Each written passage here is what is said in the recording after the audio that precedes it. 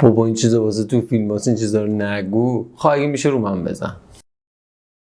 نمیتونم، جدی نمیشه.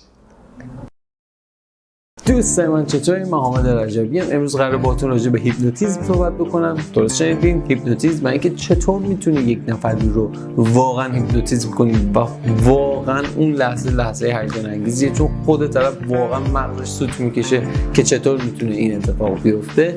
بریم بهتون یاد بدم.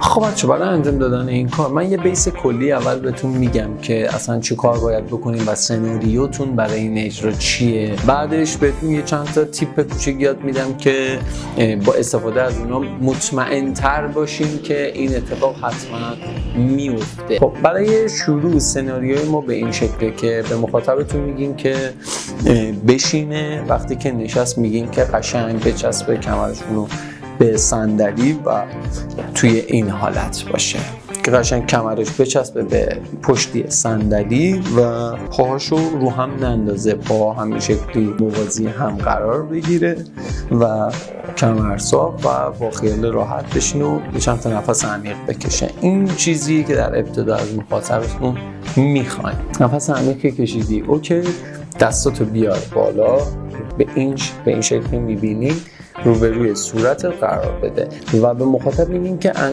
پنجه‌هاتو داخل هم دیگه قفل کن، جوری که انگار هیچ چیزی نمیتونه اینا رو از هم باز بکنه. این سناریوی اولیه شما و زمانی که شما دارین اینو توضیح میدین سعی کنین که از یک صدای مرموزی استفاده کنین که برگردین بگید پنجه‌هاتو یک جوری داخل هم قرار بده که انگار هیچ چیز قرار نیست اونها رو از هم جدا کنه.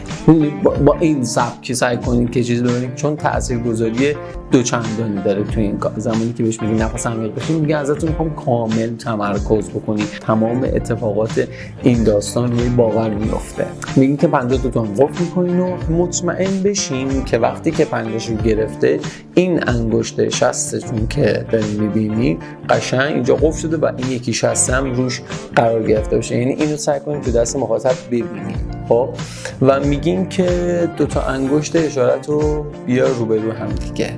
یک، این که وقتی میخواد این دوتا رو بیاره بالا، مطمئن باشین که پنجه‌هاشو باز نمیکنه که راحت تر اینو بیاره. باید تو همون سختی که هستش این دوتا انگشت رو به هم دیگه برسونه. دو، اینکه حواستون باشه وقتی این دوتا رو به هم رسوند پنجه‌هاشو شل نگیره. خب و برای اینکه مطمئن بشین، اگر که به این ناخن‌های مخاطبتون نگاه کنی، نوکش باید یه مقدار سفید باشه. این یعنی که همچنان یه فشار روش شده. این فشار اون تیپایی که میخوام بهتون بگم که مطمئن میشین که حتما این اتفاق میفته. و به وقتی که به اینجا رسیدیم به مخاطبتون میگیم که به نقطه اتصال دو تا انگشت نگاه کن، یعنی به این خطی که این وسط قرار میگیره. خب میگی به این خط نگاه بکن و نذار هیچ چیز حواست رو پرت بکنه، حتی اگه یه اتفاق شدیدی افتاده، و فقط به اون نقطه قرار نگاه بکنی و مخاطب به اون نقطه داره نگاه میکنه به این شکل. خب انگشتم رو هم دیگه یه مقدار بعد اگر که دیدین انگشتشو داره شل میگیره، خودتون دستتون رو بذارین رو دستش و بگین که این فشار رو بیشتر کن. یعنی میدونید در قالب هیپنوتیزم رو بهش بگین، خودتون بهش دستوری ندین. یه نکته دیگه، آرنج ها نباید رو زمین باشه. خب یعنی اگه مخاطب نشسته جلوش میزه، آرنجاشو نباید بذاری رو میز به این شکل. آرنجا باید رو هوا باشه، کمر صاف و همین شکل. سعی کنین که دستتون رو چند بار در راستای دید مخاطب تکون بدین، ببینین چشش میپره یا نمیپره. اگه چشش پرید بهش بگین ببین قرار شدش که هیچ چیزی حواستو پرت نکنه. و اینجا مخاطب چون یه تلنگری خورده دیگه قطعا تمام تمرکزش رو میذاره بین این دو نقطه و داره اینجا رو نگاه میکنه. به مخاطب میگین که من اینجا یه نخی دارم، من این نخو شروع میکنم، اینجا فکر کنین انگشت مخاطبه، دور انگشتتون میپیچم چند دور و یک گره میزنم و این لرزش‌ها رو حواستون باشه، اینا خیلی چیزای تاثیرگذاریه. و دوباره میام یه گره دیگه میگیرم، دوباره یه گره دیگه میزنم. میگی توی ذهنت، نمیگی فرض کن، میگی توی ذهنت اون نخی که من دور دست پیچیدم چه رنگیه؟ سفیده. مشکی، اکثرا میگن سفیده. این دلیل این سوال چیه؟ دلیل این سوال اینه که شما یک باور بیشتری بدین که وقتی مخاطب یک نخ سفیدی رو دور انگشتش میبینه، پس یعنی مقاومتش رو داره میاره پایین، پس یعنی قبول کرده یه نخی دور انگشتش هست. اینا به تاثیرپذیری کار بیشتر کمک میکنه. و وقتی که نخ رو دیدش، شما میرین چیکار میکنین؟ میگین که من اینجا یه چسبی دارم که تقریبا قوی ترین چسب دنیاست که هیچ چیز رو نمیتونه از هم جدا کنه و این رو دارم آروم میریزم روی انگشتای تو و نشونش میدین که دارین میریزین، ولی مخاطب چون حواسش به این یه تیکه است هیچ دقتی نمیکنه چیه دیگه، فقط میبینه دست شما توی یه حاله‌ای داره تکون میخوره.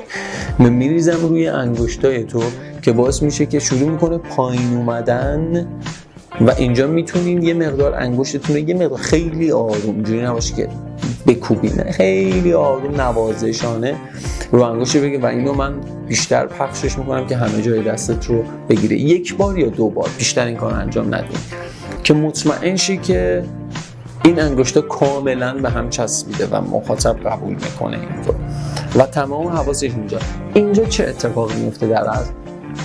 حالا یه بخش زیادیش برمیگرده به اینکه مخاطب باور کرده که این دو تا انگشت به هم چسبیده و قرار نیستش از هم باز بشه. این میشه باور فکریه.